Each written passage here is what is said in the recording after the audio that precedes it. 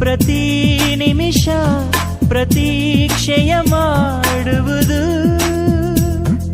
ಸ್ವಾರ್ಥದಲ್ಲಿ ಪ್ರತಿ ಕ್ಷಣವು ಪ್ರತಿಷ್ಠೆಯ ತೋರುವುದು.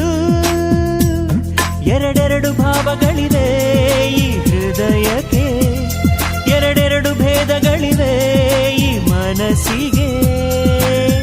ಇದೇ ಎಲ್ಲರ ಲಕ್ಷಣ ದರ್ಶನ, ಇದೇ ಮನುಜರ ಬಣ್ಣದ ವೇಷ.